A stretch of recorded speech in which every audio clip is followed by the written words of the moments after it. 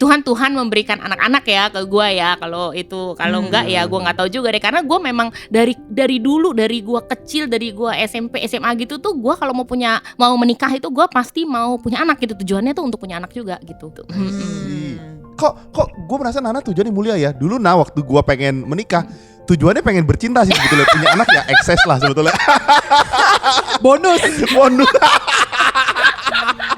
Agak beda point of view laki-laki dan wanita. Emang pendek sekali.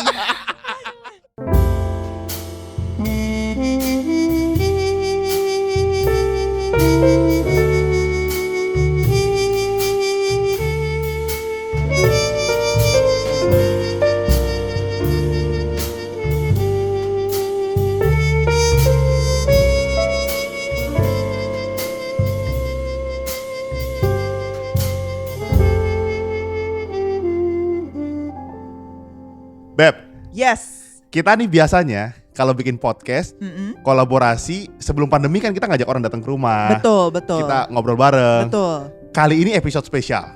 Karena gini, kamu bayangin ya, setiap kita punya narasumber, iya. kita pasti akan ngobrol bareng, kita akan belajar hal-hal baik dan hal-hal yang beda yang kita nggak punya.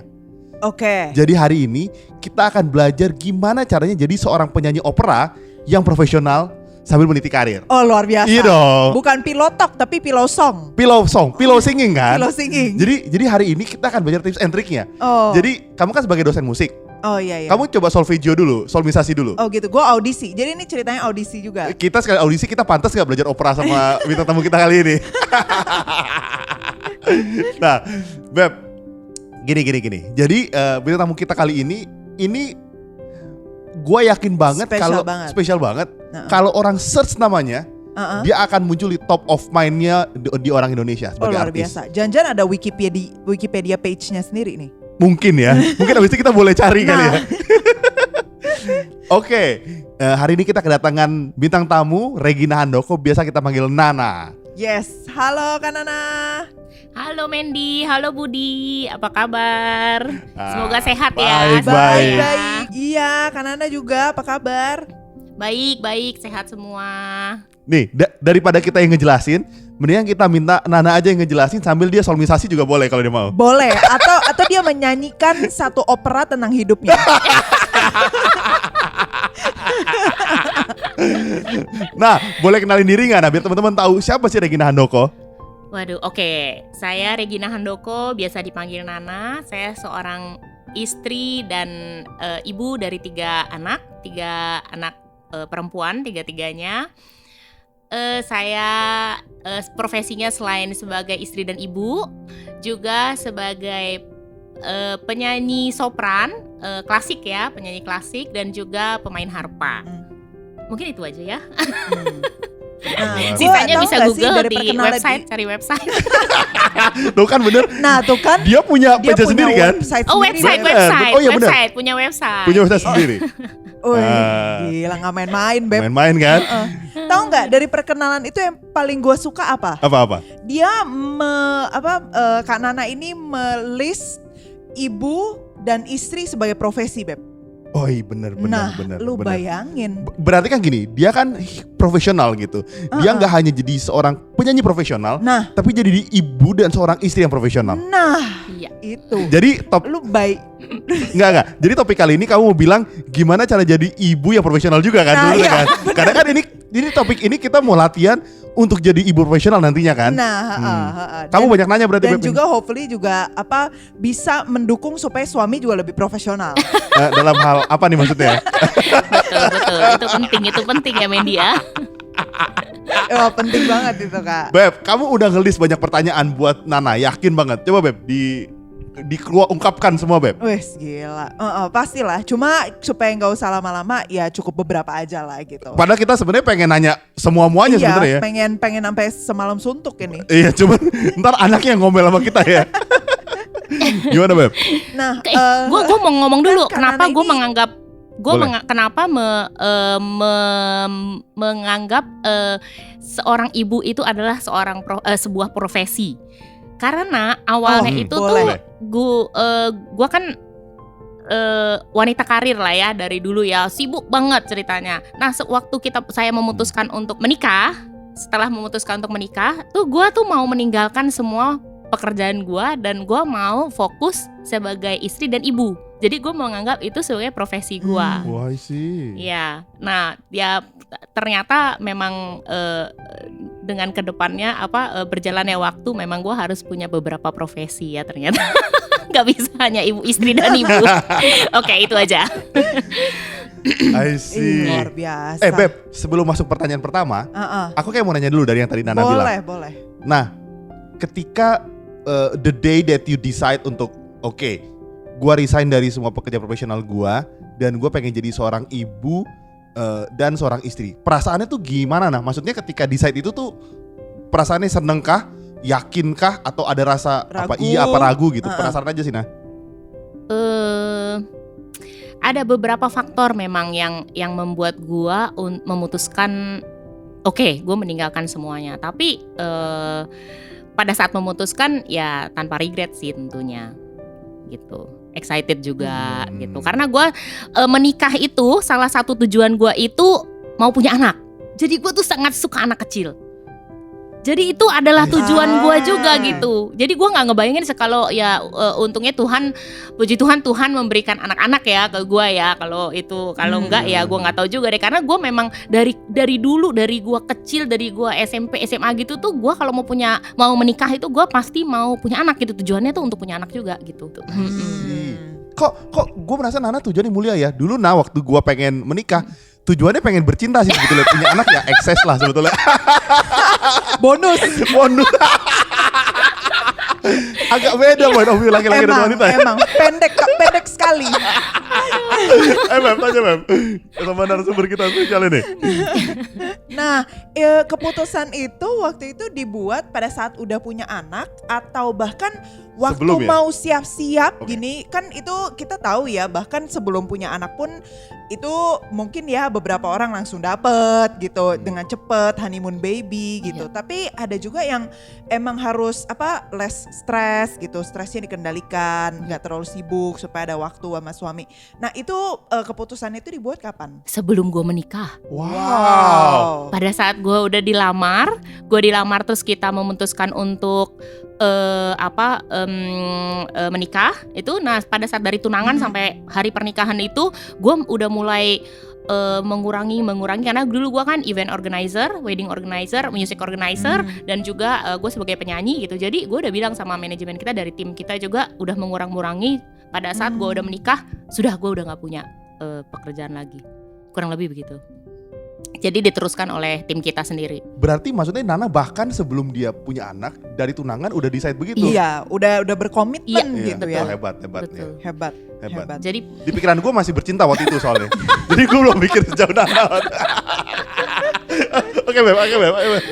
Nah, mungkin ini berhubungan dengan salah satu pertanyaan yang pengen kita tanyakan sih. Ketika waktu decide punya anak atau bahkan udah punya anak, apa sih salah satu pengorbanan terbesar yang dilakukan oleh Kanana gitu? Pengorbanan gua itu yang paling itu adalah tidur yang sangat kurang. Karena gue jujur ya. Waduh, gue deg-degan dengernya nih. Gue itu adalah orang yang sangat suka tidur. Jadi tidur adalah sesuatu yang sangat gue enjoy dan gue nikmati. Jadi itu pengorbanan gue. Karena gue itu dari 3 anak gue itu semuanya gue menyusui full. Jadi anak pertama itu gue full 20 bulan atau 22 bulan gitu. Pokoknya hampir 2 tahun gitu. Nah dan pada saat gue masih menyusui gue udah hamil lagi, Bo. Lu bayangin gak? Aduh. Gile. Jadi gue tuh berarti prinsipnya sama nih lakinya sama gue kayaknya. Kayaknya Beb. Non-stop.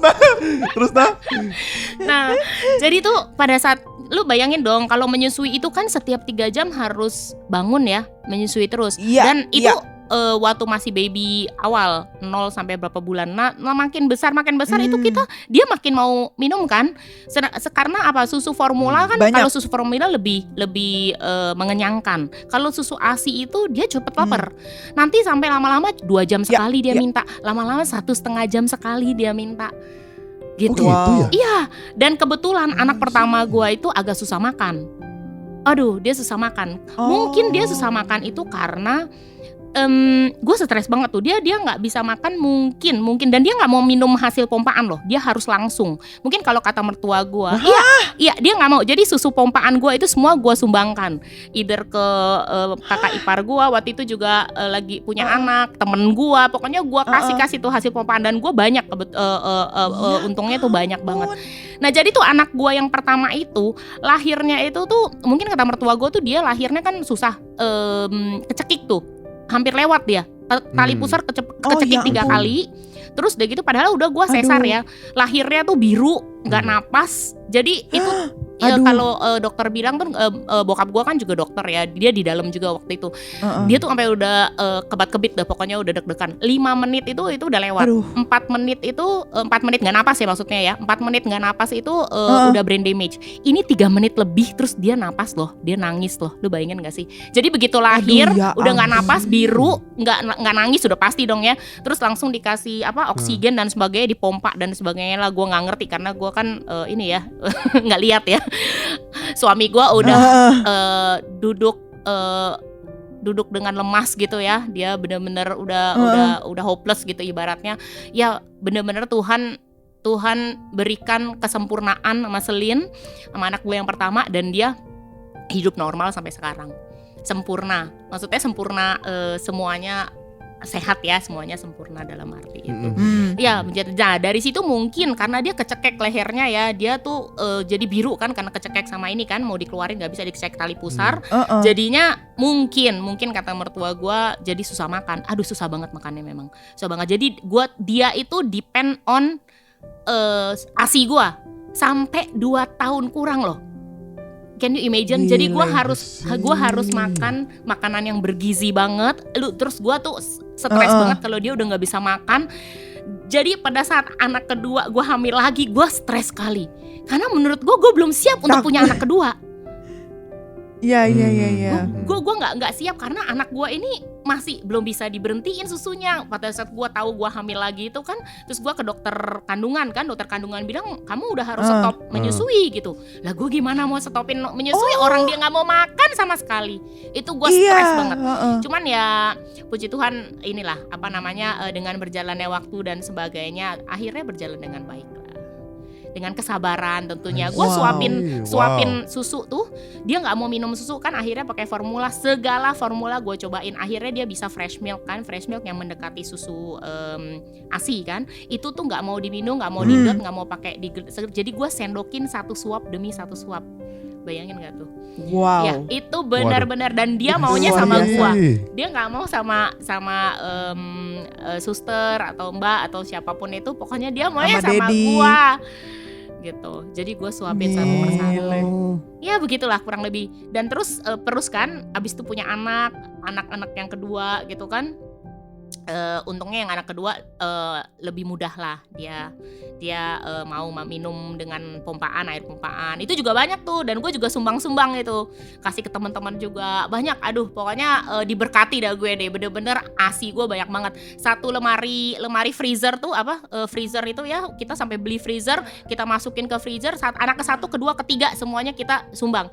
Anak ke-3 tuh karena udah nggak ada temen, udah nggak ada keluarga, akhirnya kita sumbang ke panti asuhan yang punya baby yang baru lahir gitu. Kita sumbang, sekali sumbang tuh beberapa liter sumbang, langsung sumbang gitu. Aduh, dan gue tuh merasa dengan gue punya anak itu gue tuh diberkati sekali, dan karena gue juga bisa memberkati baby yang lain kan gitu. Betul. Kan ada beberapa temen gue dia bilang aduh gue tuh mau susu ASI full gitu kan, nggak kekejar karena dia sempat sakit atau gimana. Terus akhirnya gue kirimin ke dia, terus dia sampai sekarang tuh dia bersyukur banget.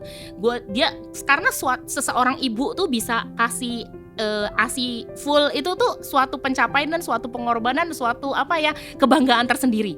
Dan gue 3 anak, tiga-tiganya gue full ASI, nggak ada kena formulir sama sekali. Dan itu kerasa banget loh, Mandy sama Budi. Anak-anaknya itu jarang sakit. Anak gue tuh jarang sakit. Sakit paling ya dikit-dikit, pilek atau batuk. Itu tuh daya tahan tubuhnya beda sekali. ASI itu nomor 1 deh. Emang Tuhan menciptakan ya benar-benar ya semuanya itu. Iya, cocok. Iya, jadi tuh kalau lu baru melahirkan tuh jangan stres. Pokoknya enjoy aja deh. jadi ASI-nya keluar, minum air yang banyak, makan buah yang banyak, minum sayur yang yang misalnya bayam kuah gitu kan, daun katuk, itu udah gue gitu aja, nggak pakai stres, nggak pakai apa. Tapi peranan seorang suami itu penting banget ya Bud. Nah, jadi gue bilangin nah, itu baru gue mau bilang penting banget. Nah ini boleh di-emphasize dan volume suara lebih kencang.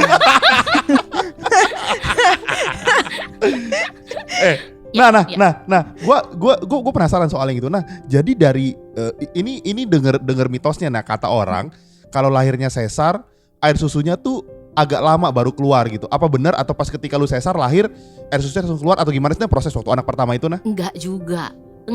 Gua tuh tiga anak gua sesar semua dan semuanya cepat. Mungkin kebetulan ada suster rumah sakit sempat bilang karena puting ibu itu ada yang putingnya besar, ada yang kecil. Kalau yang putingnya besar memang cenderung airnya karena salurannya banyak mungkin ya, jadi airnya banyak gitu. Jadi itu jadi itu penting juga sih. Selain makanan, asupan makanan ya, katanya bentuk puting juga ada pengaruh katanya gitu. Jadi kebetulan tunggu bentar. Tunggu. Tunggu. Boleh di stop nggak? Gue pengen cek puting bini gue dulu bentar nih. Gue make sure. Oh iya dong. Masa nggak hafal sih? Gue masa lu nggak hafal? Beb, udah 2,5 tahun married Beb, masa nggak hafal Beb? Tapi Beb itu penting banget. Itu pasti bisa lancar, bisa kayak gitu karena nggak stres. Iya. Kenapa? Karena suaminya juga mendukung. Oh iya, itu betul sekali. Betul sekali. Nah, coba gue mau kembali ke situ tuh. Apa peran suami? Dan maksudnya gimana sih dinamika gitu ya, dinamika antara suami istri yang Kanana itu berasain berubah banget. Dan apa yang mesti kita berdua adjust nih gitu. Atau orang-orang pasangan muda di luar sana yang mempersiapkan adjustment ini sebelum kehamilan pertama gitu, dia harus gimana gitu betul. Sebagai suami. Ya gue kadang-kadang takut juga ya, jangan-jangan setelah melahirkan tiba-tiba gue jadi tidak semestinya gitu, istri gue jadi stres gitu. Iya benar-benar. Gimana? Jadi perbedaan yang pasti itu tuh ya, suami istri itu pada pasca melahirkan kan nggak boleh berhubungan intim. Nah itu tuh berbeda banget, 4-6 minggu loh. Nah tahan ya Bud ya, gila lu. Gua tuh juga sampai sengsara kedua belah pihak ya. Terus begitu kita berdua juga kan lumayan stres karena kurang tidur kan. Jadi cranky dong berduanya. Jadi gue tuh gini, kalau gue tuh gantian, gue bilang Dri sama suami gue kan, pokoknya pada saat malam tuh gue tuh yang pasti. Jadi gue ganti pampers, gue pokoknya intinya suami gue biar tidur deh, jangan terganggu. Jadi pada saat pagi gue bisa gantian sama dia. Dalam arti abis gue nyusuin anak gue, misalnya kalau pagi-pagi gitu ya, abis gue mandi nyusuin, laki gue yang suami gue yang gendong atau ya gitu deh. Misalnya ganti pampers. Gue tuh ya ganti pampers gue nggak mau kalau malam, kalau pagi buta itu harus gue yang ganti. Gue nggak mau suster gue. Justru suster gue tidur nyenyak. Karena menurut gue kita ibu aja udah capek ya. Kita kan yang harus berkorban gitu. Kalau suster itu kan nggak ada darah daging, nggak, maksudnya ibaratnya nggak ada hubungan sama sekali. Dia mungkin sayang, tapi maksudnya betul. Pada saat dia ngantuk dan apa, bisa aja kan terjadi sesuatu yang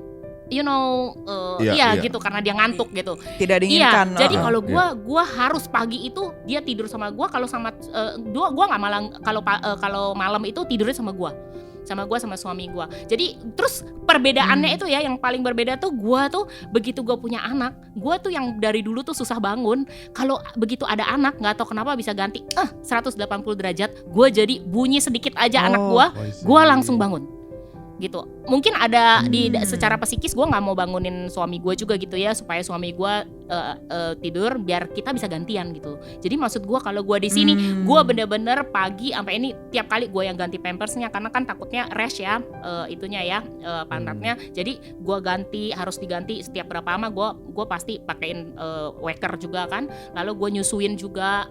Begitu dia bunyi dikit, itu berarti udah lapar, gue kasih. Sebelum dia nangis, gue udah tahu tuh. Begitu dia gitu, gue langsung bangun, gue kasih susunya. Gitu, gue lihat jam, oh iya nih bener, udah waktunya susu gitu. Jadi pada saat pagi gue mandiin, gue juga pasti yang mandiin anak gue. Begitu anak gue udah mandiin, terus gue udah dibengkung, ya kan? Pasti kan dibengkung tuh, dibengkung sama ibu-ibu supaya perutnya ini perutnya bisa kembali. Itu juga tantangan karena stres kan, karena kita diikat kan, itu juga capek banget gitu kan. Nah tapi selama dari pagi sampai sore itu gue ada waktu. Untungnya juga gue tuh bisa memang gampang tidur gitu. Jadi gue bisa nyicil tidur gitu. Pada saat gue udah selesai mandiin, gue udah susuin, anak gue udah tidur gitu kan. Nah gue istirahat, gue tidur. Jadi penting banget. Jadi pada saat anak gue bangun gitu kan, terus gue lagi istirahat, suami gue gitu. Jadi maksud gue kebetulan kan suami gue bisa ngatur. Jadi waktu pada saat masa pekerjaannya ya, jadi dia pada saat masa nifas 4-6 minggu kan paling penting ya itu ya. Nah itu dia mengatur waktunya lah dalam bekerja gitu loh. Jadi supaya kita bisa gantian. Nah itu kan mungkin boleh nggak Kak kita nanya, misalnya pada saat setelah punya anak dan setelah masa nifas, ada nggak sih perbedaan kayak dalam hal komunikasi atau dalam hal kemesraan atau dalam hal bercinta misalnya? Boleh lah, gue masukin, gue nanya supaya lu nggak usah nanya lah, nggak apa-apa gue yang nanya. Supaya gue tahu penantian gue berapa lama kan, maksud gue gitu loh. Maksudnya kan kalau sebelum punya anak kan kita mau kapan aja bisa dong gitu kan. Betul. Tapi setelah punya anak, apalagi kalau anaknya udah 2 tahun, kan gak enak dong. Tiba-tiba anaknya ngedenger di bunyi sebelah, itu apaan? Mami kok kayak ngos-ngosan gitu kan? lagi latih maraton atau apa gitu kan? jadi gimana sih? Gimana cara ngejaga intimasinya kan sebenarnya setelah menikah? Benar. Nah, memang kan kalau bayi baru lahir kita kan nguras banyak waktu, tenaga dan perhatian buat baby kan. Pastinya kan suaminya kan berasa kurang perhatian atau sebagainya ya. Nah dari masa nifas aja, gue tuh udah mesti memberikan waktu berdua sama suami gue. Itu penting banget. Berduanya bukan dalam arti bercinta dulu nih ya. Dalam arti misalnya refreshing. Jadi refreshing buat gue dan buat suami gue juga. Misalnya let's say olahraga, kita ke gym. Kan kebetulan gue tinggalnya di apartemen, ada gym di bawah. Gue ke gym berdua. Itu kan intinya kita berdua gitu kan, kita ngobrol berdua. Kadang-kadang gue tuh bisa pergi sebentar di waktu dimana kan kalau nonton, misalnya pergi nonton berdua itu tuh ibaratnya dimana anak gue lagi tidur, kita pergi nonton sebentar gitu. Jadi gue waktu itu caranya tuh gue nitipin anak gue ke rumah mertua, kebetulan kan rumah mertua deket. Jadi gue pindah, mami titip sebentar ya, kita mau pergi nonton sebentar gitu. Jadi sama susternya ya. Jadi kita titip, anaknya udah nyusu, udah beres. Ntar kan masih 3 jam lagi nyusunya. Aku pergi sebentar ya gitu. Jadi gue benar-benar pergi berdua nonton gitu, atau pergi makan berdua sebentar gitu. Jadi sesuatu hal yang get away sebentar gitu tuh, itu tuh ngefek banget gitu. Simple, walaupun cuma 1 jam atau walaupun setengah jam, itu penting banget. Dan bercinta itu juga penting banget, dalam arti walaupun lu kurang tidur, lu capek, mungkin nggak ada kepengennya mungkin nih kalau cewek kan ya misalnya tuh, tapi lu usahakan, lu cuma pikir this is important for me and for my husband, udah gitu aja menurut gua ya. Kalau gua tuh begitu. Jadi pada saat lu udah on tanda kutip kan juga udah lupa kan capeknya gitu loh.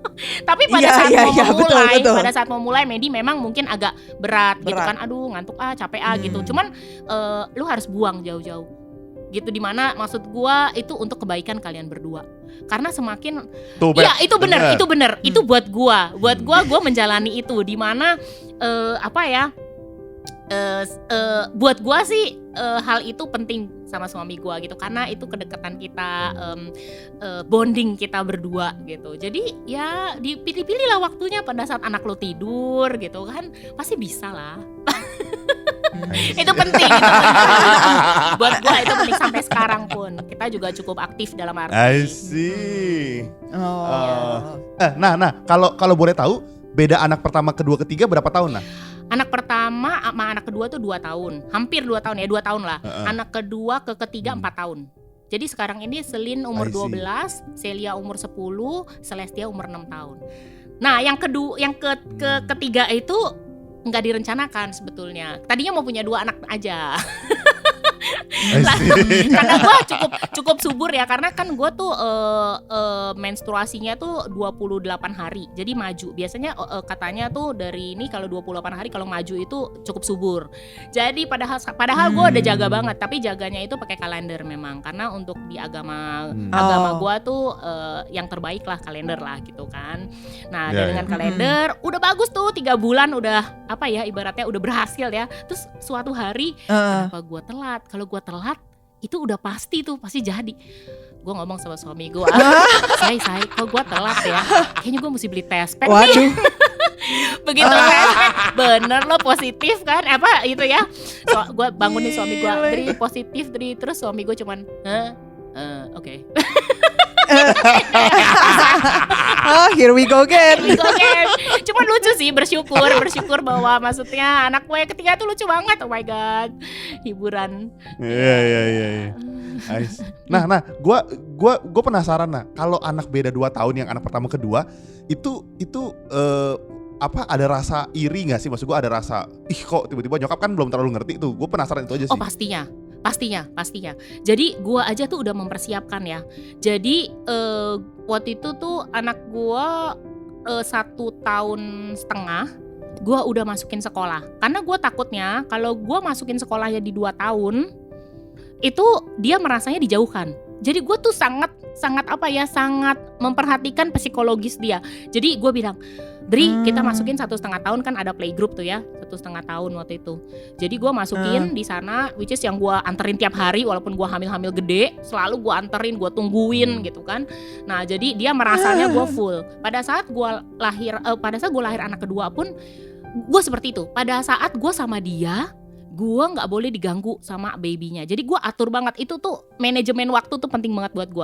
Pada saat gue sama baby, gue minta suami gue ada buat anak gue yang pertama. Gitu. Jadi maksudnya kayak gitu deh. Jadi peran suami gue tuh penting banget di sini dalam gue membesarkan anak itu.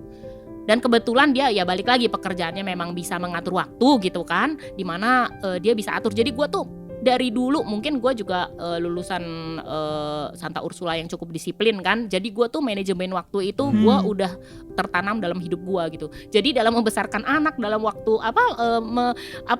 jadwal apapun tuh gue dengan ada manajemen waktunya. Suster gue tuh udah tahu banget ada catatan bukunya, susunya berapa lama, mandi apa, itu semua ada semua catatannya. Jadi gua minta rapi banget kayak begitu. Jadi itu penting banget sih. Jadi dianya dari psikologisnya merasa dapat dua-duanya gitu kan, nggak ditinggalkan orang tuanya karena baby gitu. Karena ada adik yang kedua. Karena gue cukup concern banget dengan psikologis anak ini tuh. Wow, bagus. Kalau gitu suaminya invite sekalian aja gimana? Jadi kita berempat sekalian. Untuk ngasih wejangan langsung ke gua Beb gitu iya, loh. Benar. Boleh. Ntar di episode selanjutnya boleh deh sama suaminya Kanana deh. Jadi bilang, "Bud lu mesti gini Bud." gitu. Jadi lebih kena sama laki-laki kan Beb. Dia tuh benar-benar sampai malam pun selama dia belum tidur ya.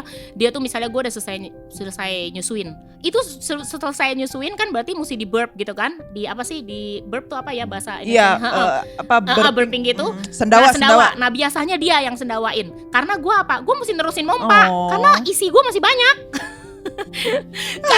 Jadi kan gue nggak mungkin dong gue gendong apa gitu. Dan kita berasanya 3 anak loh. 3 anak nggak suster itu lebih untuk apa ya? Untuk baking, untuk nyuci baju, mungkin nyuci botol gitu kan. Dan biasanya kalau nggak ada suster gitu kan, lagi pulang misalnya lebaran atau kita lagi pergi keluar, suami gue semua yang nyuci botolnya semuanya. Gitu. Wow. Dia memang involve banget. Tuh denger Beb. Involve banget dalam. Iya gue dengerin dari tadi Beb. Gue dengerin Nana bilang apa. Beb, cuman ya yang Nana bilang menarik. Maksudnya gini, banyak orang pikir ketika ada babysitter mereka akan handle kita bisa tidur. Enggak. Nana punya mindset yang kebalik. Enggak, itu ada daging gue mesti sacrifice buat dia. Betul. Ketika malam karena itu tanggung jawab gue. Supaya susternya bisa nggak takutnya dia cranky atau dia kesel gitu kan. Jadi gue ngerasain bahwa kadang-kadang orang tua tuh suka salah persepsi. Orang tuanya nih elu. bukan babysitter. Jangan Betul. sampai anak itu lebih sayang babysitter daripada sayang orang tuanya sendiri. Iya. Kan? Iya. Lebih ngenalin suara babysitter. Betul, daripada orang tuanya Oh, sendiri. Bagus. Kayak jadi ibaratnya ya ada temen gua tuh jadinya mungkin kan ada anak kedua ketiga gua kan juga bisa kan minum di botol kan pakai pompaan susu pompaan memang bisa. Tapi gua nggak memilih itu untuk malam-malam atau pagi-pagi kasih susu buat anak gua karena kadang-kadang tuh ya ada yang bisa dikasih obat tidur atau tiba-tiba anaknya jatuh karena susternya ngantuk gitu loh. Buset, serem Ada banget. dan it happen gitu loh. Jadi kayak gitu-gitu tuh gue menghindari banget karena I see. ibaratnya balik lagi ya Tuhan mempercayakan kita 3 makhluk hidup ini gitu kan, apalagi anak gue yang pertama tuh udah mau lewat gitu kan, ibaratnya gila gue tuh gak akan rela gitu dimana anak gue sampai terjadi seperti itu gitu. Jadi gue bener-bener semua gue lakukan. Gila. Nah, Kak Nana mau nanya lagi nih. Kira-kira kalau misalnya Kak Nana bisa misalnya flashback ke belakang gitu ya, terus ngelihat zaman dulu waktu masih punya baby atau masih anak-anak masih kecil, kira-kira apa sih hal yang Kak Nana mau rubah gitu? Baik itu misalnya dari I don't know, kalau manajemen waktu katanya udah presisi banget gitu ya. Luar Mungkin biasa. dari kayak cara mendidik anak. Itu gak usah diragukan lah. Mungkin tapi dari cara mendidik anak atau cara berkomunikasi atau apalah gitu yang kira-kira bisa menjadi kayak advice buat orang-orang di luar sana. Jujur semua orang tua kan punya cara mendidik dan cara membesarkan anak masing-masing ya. Tapi untuk gue dan suami gue nggak ada yang gue regret sih. Jadi ibaratnya menurut gue apa yang gue udah jalankan sama suami gue ini ya memang ini yang kami inginkan dan memang ini yang terbaik yang bisa kita lakukan gitu. Bukannya sombong, tapi maksudnya kan orang beda-beda ya, maksud gue gitu. Jadi nggak ada betul. yang gue pengen ulang. Aduh, gue harusnya begini gitu, enggak sih. Dengan trial error yang kita lakukan itu, akhirnya kita balik lagi ke track yang memang kita mau gitu loh. Jadi ibaratnya pasti kan ada kesusahannya gitu kan, kepusingannya gitu. Tapi akhirnya kita bisa menjalani sesuai yang kita mau gitu. Kurang lebih sih gitu. Kayak anak gue misalnya, anak gue nih misalnya, anak gue tuh gue selalu bilang, punya masalah apapun, sekecil ataupun sebesar apapun, you can tell mami. Karena mami ini di sini bukan sebagai orang tua aja, tapi juga menjadi teman kamu.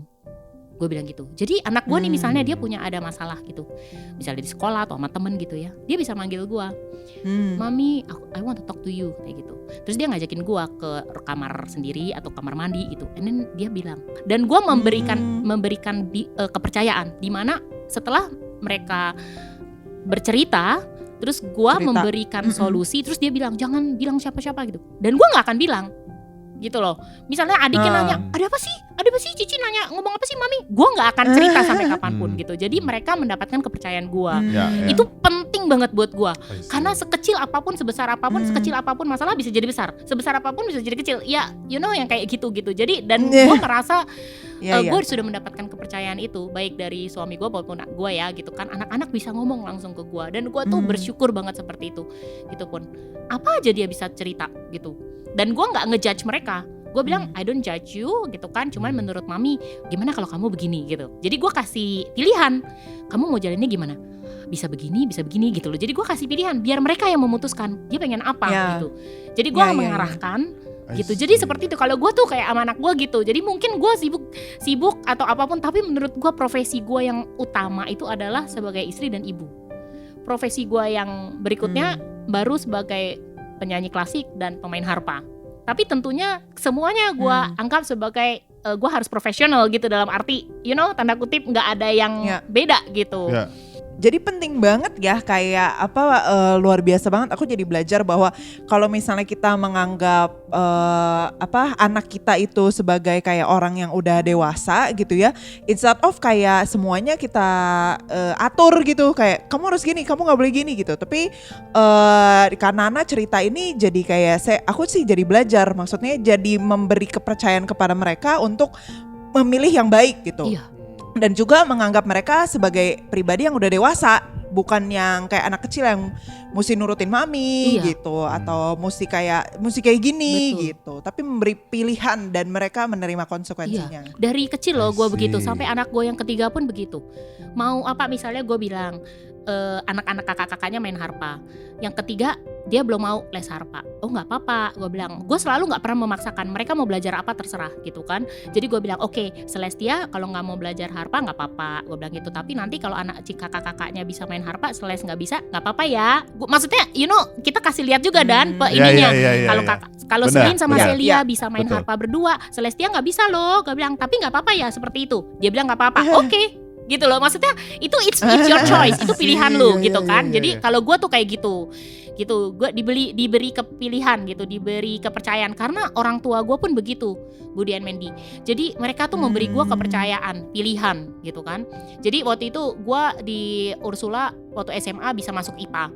Terus gue bilang sama nyokap gue nggak mau masuk IPA, gue nggak suka biologi, gue suka fisika, gue nggak suka kimia, gue gitu kan, gue mau masuk IPS.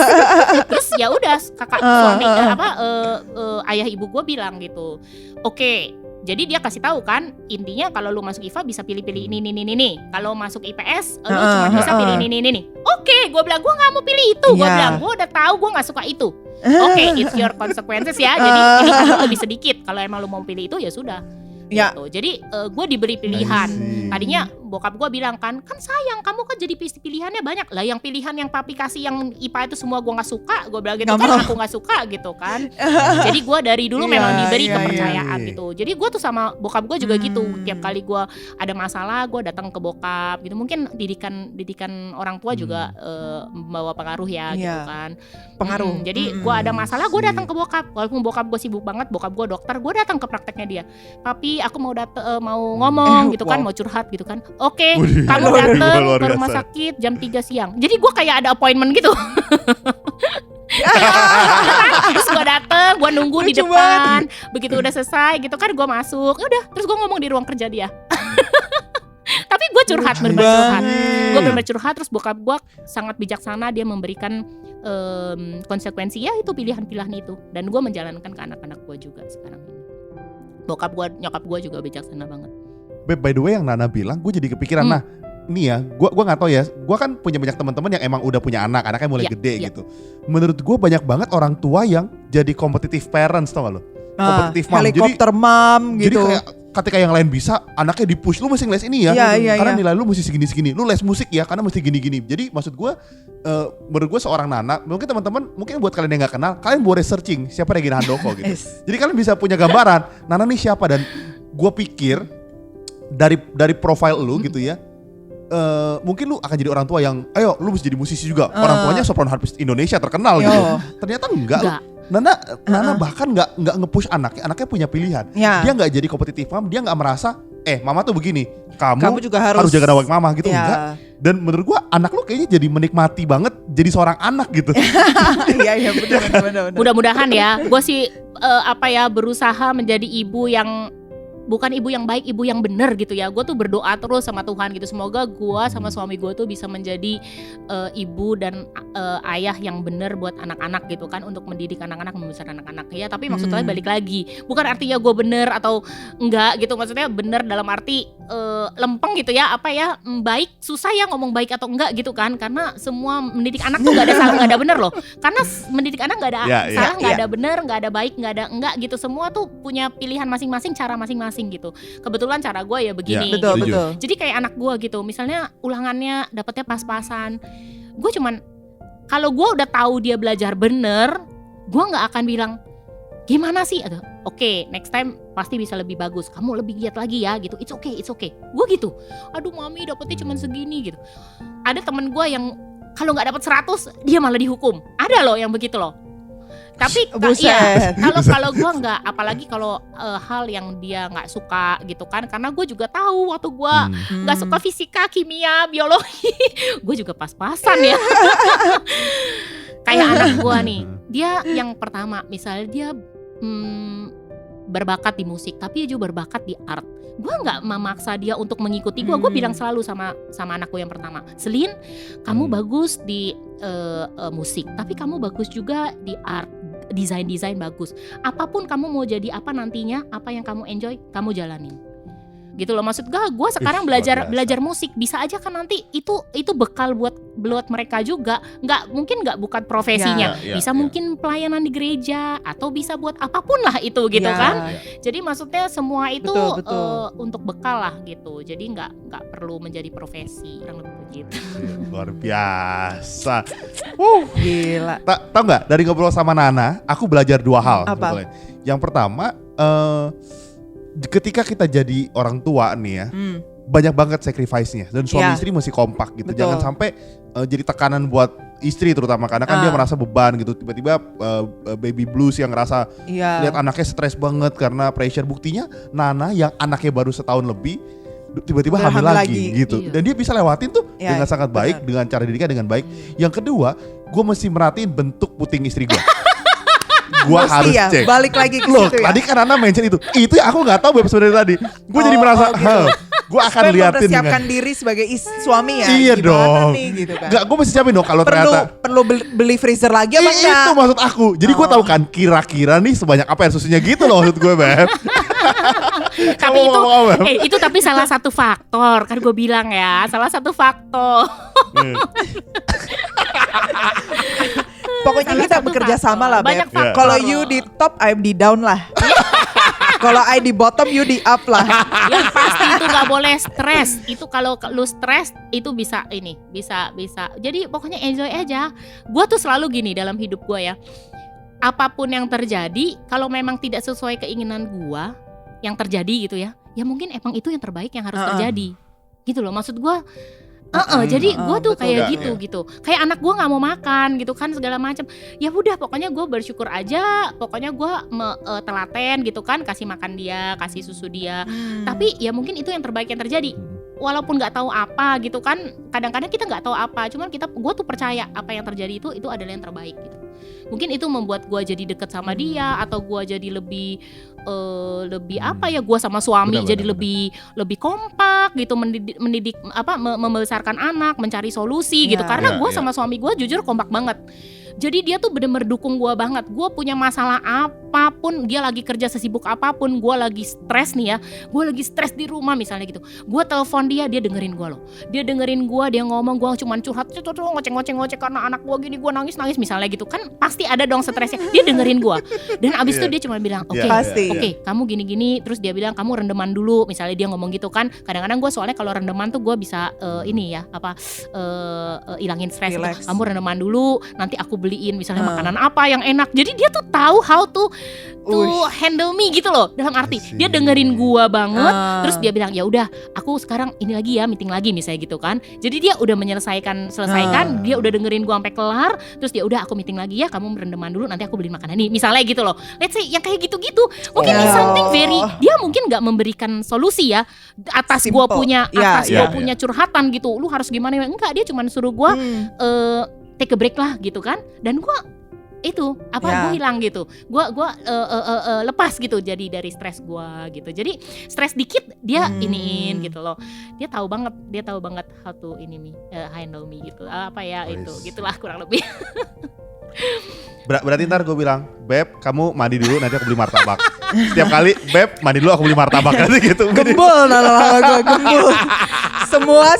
Semua masalah bisa diselesaikan oleh makanan. Oleh martabak.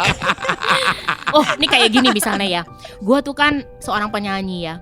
Terus gue tuh performer gitu kan. Karena maksudnya bentuk tubuh itu kan juga bayangin dong setelah melahirkan bentuk tubuh dia tuh ngerti banget. Jadi kalau gue udah lagi di bengkung ya, terus gue udah gak kuat, harusnya bengkung kan dari pagi sampai pagi lagi ya. Terus dia bisa bilang, gak apa-apa udah kalau udah gak tahan kamu buka. Lah udah bengkung 30 hari, kamu tambahin jadi 2 bulan. Jadi gak usah, maksudnya ibaratnya gak usah kalau udah stres dibuka aja gitu. Full. Gak usah dibuka aja, nanti dibekung lagi besok. Tapi lebih lama. Jadi dia kasih solusi gitu loh. Dimana gak usah sebulan, ya gak usah ini diperpanjang aja. Jadi kalau begini, oh ya bener juga ya. Jadi gue gak stres gitu, yang dikit-dikit itu dia kasih solusi terus. Nah peran suami itu sambil yang simple ya, pastikan lu udah kenal banget sama Mandy, lu tau lah how to please her ya kan. Jadi lu carilah cara lah, pasti bisa, dan Mandy pasti happy. Gue beneran, gue tuh 3 anak gue nggak ada ya baby blues sama sekali. Gue nggak ada satupun. Wow. Gue nggak tahu ya, bener-bener gue thank God, bener-bener ya suami gue juga bener-bener ini banget sih, berperan banget sih, ngurus anak juga, ngurusin gue tanda kutip ya, bener-bener loh. Gue tuh nggak bisa, kalau gue tuh udah mesti ngomong, gue mesti curhat, dia dengerin gue, nggak pernah nggak loh. Satu kali pun, mau dia sesibuk apa dia pasti angkat telepon gue, nggak tahu gimana ya. Atau kalau nggak pun dia bisa bilang, ya kamu WA dulu misalnya gitu. Dia pasti baca dan dia ini aku nggak bisa ngomong sekarang, kamu WA ya. Terus gue ngoceh-ngoceh kalau nggak gini gue WA panjang lebar. Dan dia pasti tenangin gue.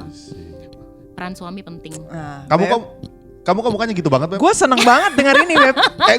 Seneng banget gue. Gue emang kagak gitu, apa gitu juga gue kali anak aja. Enggak, maksudnya ini berarti meng-emphasize lebih lagi. Untuk lebih untuk jangan berhenti, you're doing great. You're doing great. Nah, don't stop. Tenang Bud, gue ntar kasih masukan nih buat Mandy. Nah, karena gue tahu suami gue itu sangat membantu gue dan sangat berkorban buat gue pun berkorban untuk dia, untuk membahagiakan dia. Maksudnya dalam arti gue tetap gue menomorsatukan dia juga. Walaupun gue sesibuk apapun sama anak gue tetap perhatiin dia. Kayak misalnya nih, gue siapin makan dia, yang kayak kecil-kecil aja tuh menurut gue itu memperhatikan dia gitu kan. Misalnya nih dia mau pergi kerja gitu kan, gue bilang, aduh suster kamu ini dulu sebentar, pegang dulu. Dan gue anterin dia sampai ke pintu gitu. Yang kecil-kecil itu menurut gue itu adalah sampai sekarang loh, gue lakukan itu sampai sekarang. Kalau dia makan pasti gue yang siapin, walaupun ada mbak gue pasti yang siapin. Kalau anak gue suami gue mau pergi pasti sebisa mungkin gue anterin sampai ke pintu gitu. Dan goodbye. Itu sesuatu hal yang kecil-kecil tapi menurut gue penting buat kami berdua untuk kita terus merasa apa sparkle-nya tuh ada gitu menurut gue ya. Selain bercinta tentunya. Balik ya. Itu bahasa kasih budi soalnya Kanana. Dia merasa dicintai kalau bercinta ya. Iya, kayak gue tuh sesibuk apapun gue ya, gue tuh pasti ngingetin my husband untuk jangan lupa makan siang. Kalau dia sampai malam, jangan lupa makan. Kamu udah makan malam gak? Belum gitu kan? Kalau belum, aku siapin ya atau gimana gitu. Jadi itu sesuatu menurut gue hal yang kecil-kecil itu, karena balik lagi ya, nyokap gue juga begitu. Nyokap gue tuh gak akan pergi sebelum bokap gue pergi kerja. Itu dia. Jadi gue tuh panutan gue tuh orang tua gue banget. Dia pasti yang siapin makan, itu udah pasti. Semir sepatunya aja bokap gue. Itu nyokap gue. Baju-bajunya yang siapin nyokap gue setiap pagi. Itu gue tuh salut banget sama nyokap. Jadi mereka pun ya almarhum bokap sama nyokap itu ya waktu masih berdua tuh udah sampai nenek kakek aja tuh kayak apa ya, kayak orang-orang tuh pada bilang kayak perangko sama amplop katanya gitu, nggak bisa dipisahkan. Sampai nenek kakek sampai 70 tahun masih gandengan kemana-mana berdua. Itu gue tuh kepengen banget kayak bokap nyokap. Dan itu salah satunya, nyokap gue selalu juga kasih masukan ke gue bahwa lu harus menomorsatukan your husband. Tuh Mandy. Adil lah, kalau ini adil nih. Cuma fair nih, gue seneng nih kalau ini fair nih. Hal-hal kecil tapi itu very simple loh. Yang kayak lu cuman WA gitu kan. Itu cuman berapa detik lu cuman WA kan. Betul. Saya udah makan belum? Jangan lupa udah jam 12. Itu gue lakukan sampai sekarang. Ini udah jam 12 lewat gitu. Gue lakukan itu sampai sekarang gitu.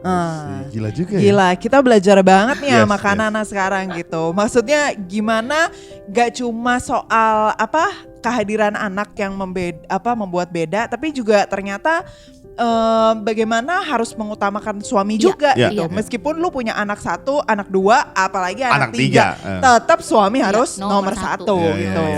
Iya gitu. Dan semoga teman-teman yang jadi pendengar kita juga bisa belajar banget bahwa karena nih kalau kalian lihat dia nih professional singer, dia nih punya karir yang sangat profesional. Tapi dari kalian dengar ucapannya keluarga nomor 1. Lu mau gimana pun karirnya dia bilang gini, anak gue, suami gue gitu.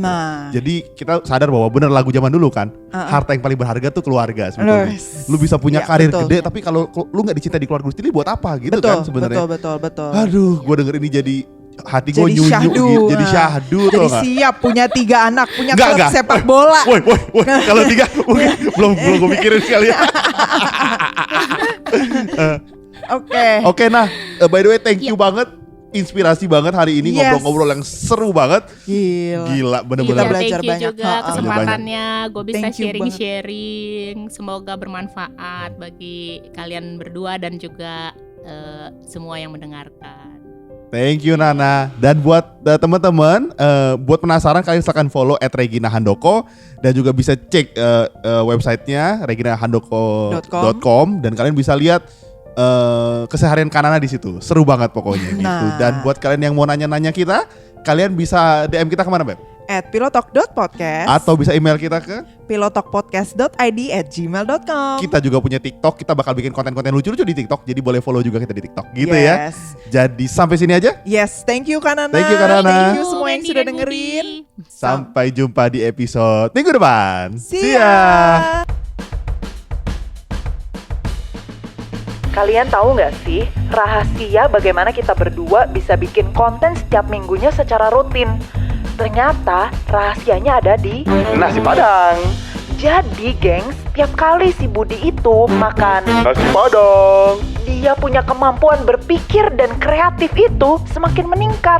Jadi kalau kalian mau beliin kita Nasi Padang. boleh ke karyakarsa.com/pilotokid. Tenang aja, aku kalau nasi Padang tuh murah kok. Nasi, sayur sama kuah, paling 10.000. Iya, karena kemampuan perut Budi akan bertambah dengan cepat kalau dia makan karbohidrat aja. Jadi jangan lupa ke karyakarsa.com/pilotokid untuk support kita ya.